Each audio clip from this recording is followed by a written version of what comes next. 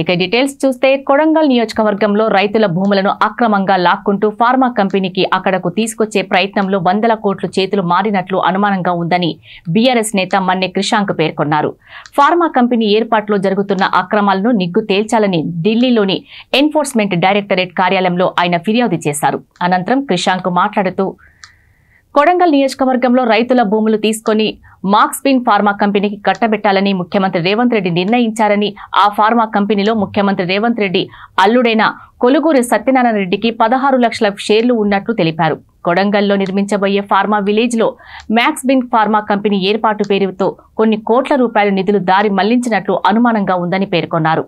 అందుకనే ఈడీకి ఫిర్యాదు చేసినట్లు చెప్పారు.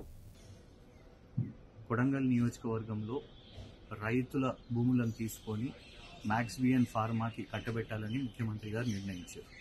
అయితే ఈ మ్యాక్స్బియన్ ఫార్మా గొలుగూరి సత్యనారాయణ రెడ్డి గారు ఏదైతే రేవంత్ రెడ్డి గారి అల్లుడున్నారో వారికి ఇందులో 16 లక్షల షేర్లు ఉన్నాయి.